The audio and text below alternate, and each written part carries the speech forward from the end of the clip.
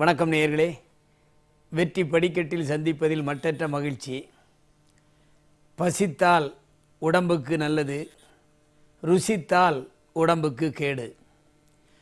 பசி வரும்பொழுது மனிதன் சாப்பிடுகின்ற உணவு நன்றாக ஜீரணமாகி உடம்பில் சத்தை கொடுத்து மனிதன் நல்ல திடகார்த்தமாக வாழ்வதற்கு உதவி செய்கிறது.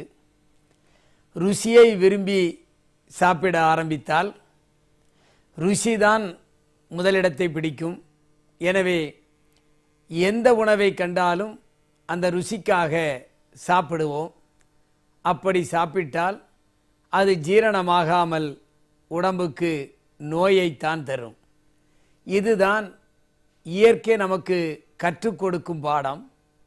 அதைத்தான் மனிதன் வாழ்க்கைக்கும் கற்றுக்கொள்ள வேண்டும். இப்படித்தான் ஒரு விவசாயி இருந்தான். அவன் ஒரு நாள் கடவுளிடம் சண்டையிட்டு கொண்டிருந்தான். உனக்கு விவசாயத்தை பற்றி என்ன தெரியும்? கண்ட நேரத்தில் நீ காற்றை வீசுகிறாய், கண்ட நேரத்தில் மழையை பொழிய வைக்கிறாய், வெயில் நீ நினைக்கின்ற நேரத்தில் அடிக்கும்படி பார்த்து கொள்கிறாய். இதனால் எங்களால் சரியாக விவசாயம் செய்ய முடியவில்லை.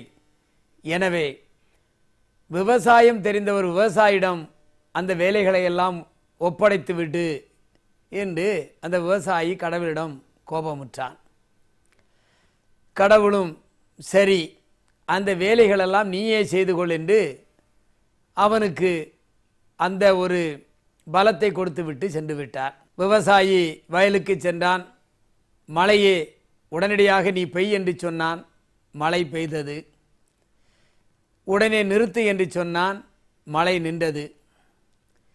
காற்றை வீசச் சொன்னான். காற்று வீசியது. வேண்டாம் என்று சொன்னவுடன் நின்றது. அப்படி வெயிலையும் அப்படி செய்தான். அந்த பயிர் நன்றாக வளர்ந்து வந்தது, பச்சை பசேலிருந்து வந்தது. அறுவடை காலம் வந்த நேரத்துக்கு அவனுக்கு மிகவும் சந்தோஷமாக இருந்தது. பச்சை பசேல் என்று பார்க்கின்ற இடமெல்லாம் கண்ணுக்கு குளுமையாக அந்த பயிர் அங்கே தென்பட்டது. சரி, அறுவடை செய்ய போகிறோமே என்று எண்ணி ஒரு கதிரை அறுத்து ஒரு நெல்லை நீக்கி பார்த்தான். அங்கே உள்ளே அரிசி ஒன்றையும் காணோம். அவ்வளவும் பதறாக இருந்தது. அவனுக்கு மிகவும் கோபமுற்றான். மீண்டும் கடவுளிடம் சென்றான். நீ என்ன விளையாடுகிறாயா? நீ சொன்ன அந்த விதிப்படி மழையை வரவழைத்தேன், வெயிலை வரவழைத்தேன், காற்றை வீசச் செய்தேன். ஆனால் அங்கே நெல் மணிகளை காணும், எல்லாமே பதறாக இருக்கிறது என்று அந்த விவசாயி கடவுளிடம் கோபப்பட்டான். அங்கே கடவுள் சிரித்து கொண்டு சொன்னார், நான் பலமாக காற்றை வீசுவேன். வீசுகின்ற நேரத்திலே அந்த கதிர்களெல்லாம் எப்படி ஒரு குழந்தை தாயை பற்றி கொள்ளுமோ, இறுக கட்டி அணைத்து கொள்ளுமோ, அதை போலே கீழே சரியாமல் இருக்க நன்றாக வேரை ஆழமாக ஊன்றி பிடித்து கொள்ளும். மேலும் பக்கவாட்டில் அதிக வேர்களை விட்டு அந்த கதிர் கீழே சாயாமல் பார்த்து கொள்ளும். எனவே உள்ளே இருக்கின்ற சத்து, அந்த தண்ணீர், காற்று அத்தனையும் முறிஞ்சி ஒரு பலமான ஒரு நெல்லை அந்த நெற்கதிரிகள் தரும்.